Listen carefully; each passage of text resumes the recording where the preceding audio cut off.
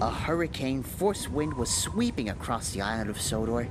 Thomas, Percy, and Toby listened anxiously as it howled around their shed. It rattled the windows and moaned in the roof. It was even strong enough to shake the heavy wooden doors.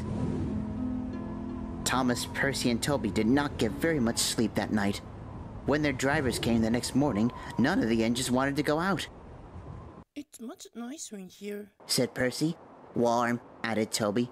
"I know very well trains to run on very windy days," said Thomas hopefully.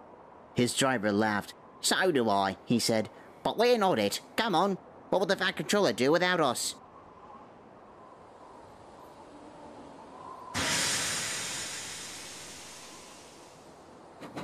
shivered Thomas.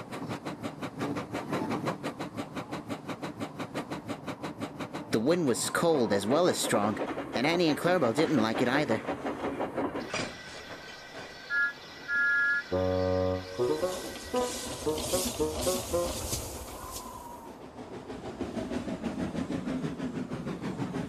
There weren't many passengers that morning.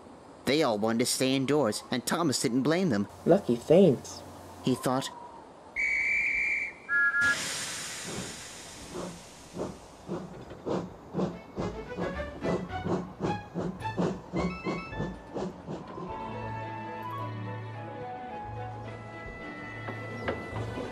But when Thomas reached the station by the river, he was astonished to see footballers playing in the nearby field. One team wearing red shirts, the other in blue and white. "It's part of the knockout competition," explained the fireman. "At the end of the season, the winners will get a silver cup."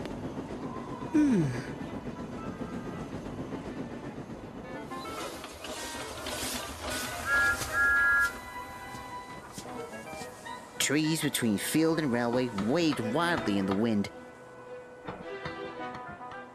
"Sooner them than me," Thomas muttered to himself. "They all get knocked out and they're not careful."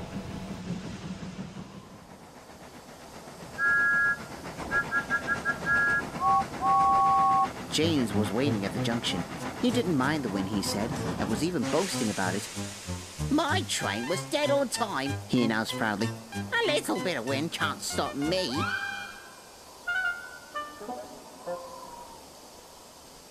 Just then, the wind blew so hard that the station roof shook, and so did something else.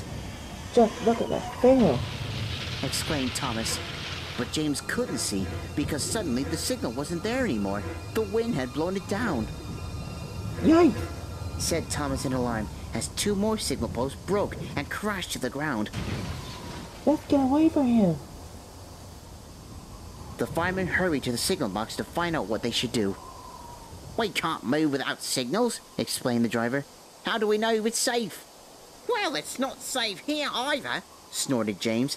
The drivers laughed, but they did move the engines along the platform as they dared. It was lucky that they did, because 2 minutes later, the wind lifted the platform canopy clean off its framework and dropped it to shatter on the platform below.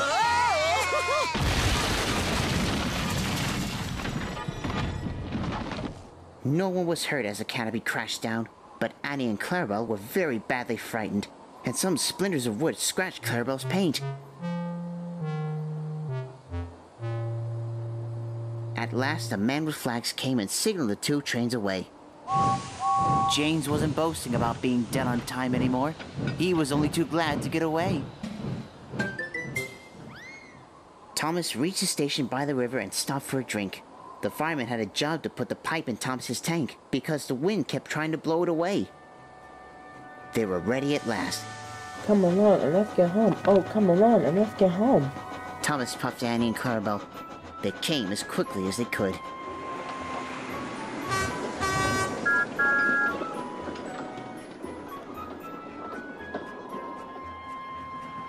By the time they reached the curve near the football ground, they were going well.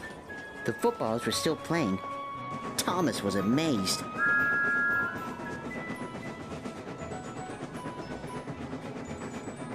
They were halfway round the curve when suddenly there was a jerk, and the guard's emergency brake went hard on. Whoa! Groaned Thomas. "What's the matter now?" He soon found out. Suddenly, lying across the line in front of him, he saw an enormous tree where the wind had left it. Whoa! Stop!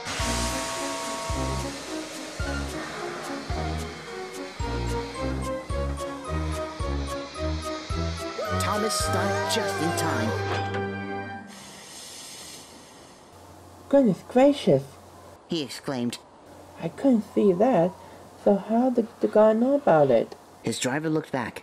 Running towards them, waving their red jerseys, were 3 footballers, followed by the guard, who was waving a red flag and blowing his whistle. Thank goodness you stopped. Panted the footballers when they arrived. We thought we were too late. It was a near thing, said the driver. Thank you for warning us.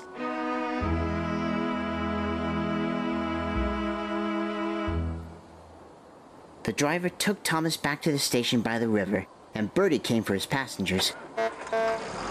Thomas had to spend a cold night there because he could go no further until the line was clear. The next day, Terence the tractor came and dragged the tree off the line. It was cut up into small pieces. Toby and Percy worked hard all day taking the wood away. And at last, Thomas, Annie, and Clarabelle could go home.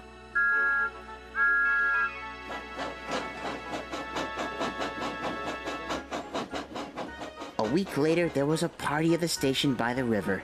All the engines were there, and the Fat Controller gave the footballers a framed certificate to remind them of the day they saved the train.